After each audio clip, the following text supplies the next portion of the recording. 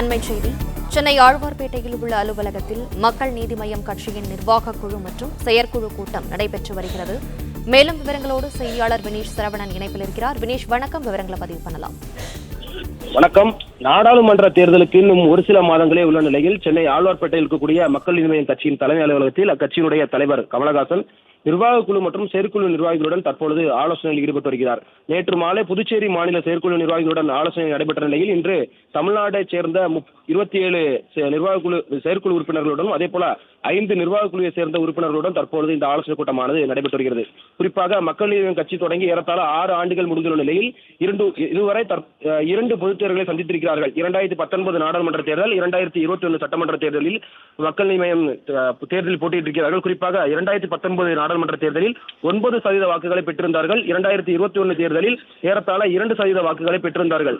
வரக்கூடிய நாடாளுமன்ற தேர்தலில் வெற்றிக்கான வியூகங்கள் வகுப்பது, அதே போல கூட்டணி இறுதி செய்வது, தேர்தல் தயாரிக்கக்கூடிய குழு அமைப்பது, தொகுதி பங்கீடு குறித்து பேச்சுவார்த்தை நடத்த குழு அமைப்பது உட்பட பல்வேறு அம்சங்கள் தொடர்பாக கமலஹாசன் தற்பொழுது ஆலோசனை ஈடுபட்டு வருகிறார். குறிப்பாக 2018 ஆண்டு கட்சி தொடங்கி இதுவரை 2 தேர்தலை சந்தித்துள்ள நிலையில் வரக்கூடிய நாடாளுமன்ற தேர்தலில் ஏறத்தாழ 2 தொகுதிகளை குறிவைத்து தற்பொழுது இந்த பேச்சுவார்த்தை நடைபெற்று வருகிறது.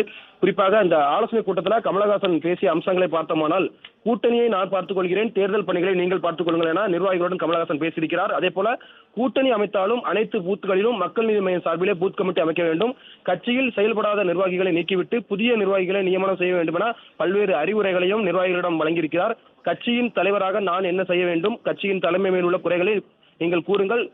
தொடர்ந்து 2 தேர்தல்களில் மக்கள் நீதி மய்யம் தோல்வி அடைந்திருக்கிறது. வரக்கூடிய தேர்தலில் தேர்தலை சந்திப்பது எவ்வாறு சந்திக்க வேண்டும், கூட்டணி குறித்து எவ்வாறு பேச்சுவார்த்தை நடத்த வேண்டும், அதே போல எந்தெந்த தொகுதிகளை குறிவைத்து நாம் கூட்டணி கட்சிகளிடம் கோரிக்கை விடுக்கலாம் என்பது போன்ற தகவல்கள் எல்லாம் இந்த கூட்டணியில் பேசப்பட்டிருக்கிறது. குறிப்பாக கமலஹாசனை பொறுத்தவரை திமுக கூட்டணியில் இடம்பெற ஏற்கனவே பல்வேறு தகவல்கள் இடம்பெற்றிருக்கின்றன. 2 தொகுதிகளை திமுக கூட்டணியில் கேட்பதற்கான வாய்ப்புகள் இருப்பதாகவும் கூறப்பட்டிருக்கிறது. கமலஹாசனை பொறுத்தவரை ஏற்கனவே கோயம்புத்தூர் தொகுதியில் நான் போட்டியிடுவேன் என தெரிவித்திருந்தார். தென் சென்னை தொகுதியில் அவருக்கு ஒதுக்கப்பட வேண்டும் எனவும் கோரிக்கை விடுக்கப்பட்டிருக்கிறது.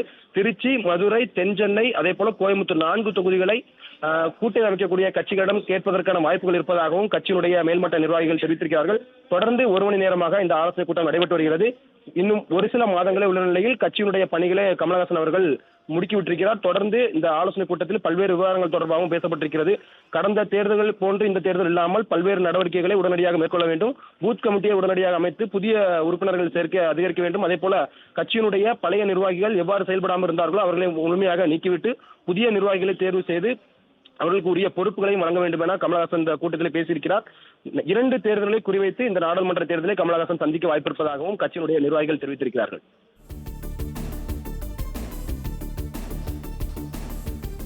தகவல்களுக்கு நன்றி வினீஷ் சரவணன்.